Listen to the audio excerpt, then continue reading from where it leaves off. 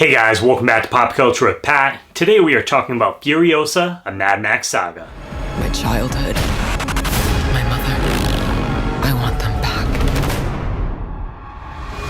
I want them back! But before we get into the video, real quick, if you guys are new to the channel, please hit that subscribe button as well as the bell button next to it. That way you get notifications for all my new videos. Give this video a thumbs up. Now let's go ahead and talk about the movie. So after almost a decade of Mad Max Fury Road hitting theaters, we are finally getting Furiosa's origin story and Furiosa, a Mad Max Saga. And for those who don't know, this film has been in the works for well over a decade now.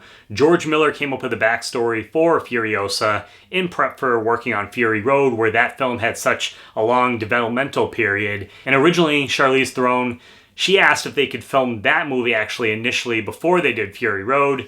Obviously, we know that didn't happen, and now we're here. And so, Furiosa, Mad Max Saga, it was one of my most anticipated movies of the year, especially when it got announced that Anya Taylor Joy was going to be taking over the title character role in this film, where she is one of my favorite actors working today. And so, I went and saw this movie on opening night on the biggest screen that I could see, IMAX. And at 2 hours and 28 minutes, this film has a lot of ground to cover, where we're exploring Furiosa's life as a little girl to her being a young adult. And the trailer, it makes it look like it's Anya's movie, but we actually get to see Lila Browne as Furiosa for a good chunk of the film, and I thought she was excellent here. Furiosa in this film is a character who doesn't have a ton of lines, so Lila and Anya have to tell her story mostly through facial expressions and reaction, which isn't necessarily an easy thing to do. Younger Furiosa sees and experiences a lot of messed up shit after being ripped away from her family early on in the film.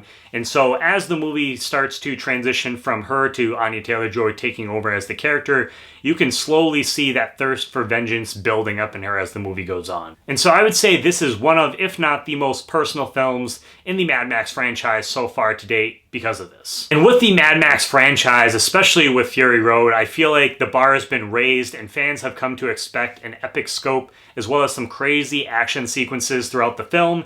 And I think that Furiosa Mad Max Saga more than delivers on both of those aspects. And even though this movie, for the most part, it takes place in this wasteland, the film is also very rich. I thought the cinematography here was amazing. Everything from the costumes to the different character designs.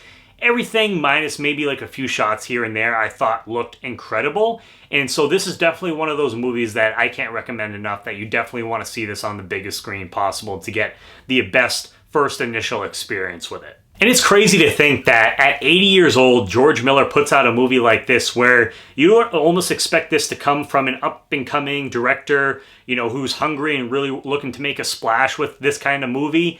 The guy is a legend. It's just crazy that we're getting something from him at this stage in his life. Anya Taylor Joy, I thought, killed it as Furiosa in this movie and definitely puts her own stamp on the character, which isn't easy to do, especially when Charlize was such a fan favorite as Furiosa previously. Anya just has this presence about her that's one of my favorite aspects about her as an actor, and especially in this film. She just has this stare that she does several times throughout the film where you know exactly what she's thinking without her even saying a word. And the confrontation between her and Dementus later on in the film was so badass, and it's probably one of my favorite parts of Furiosa overall. And then you have Chris Hemsworth as the villain Dementus, in which I think this might be tied for my favorite performance from him, the next one being Thor. You can just tell that he had an absolute blast with this role and really embraced the craziness of this whole thing.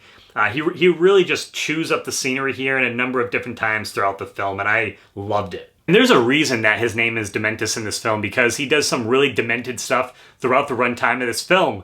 But at the same time, he's also a villain who believes that he's in the right with what he is doing, and that's oftentimes what makes some of the best villains, when they feel like they're actually the good guys and they have a good reason for doing what they're doing. So I really appreciated that. Overall, I had an absolute blast with Furiosa and Mad Max Saga. It was great getting to revisit this world, but it also felt fresh at the same time. And yeah, it was just, minus like a few things as far as, like I said, a couple of the visuals were maybe a little iffy here and there.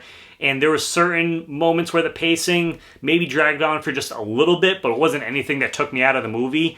So it's definitely one of those films I still think that you guys should really go see it on the biggest screen possible.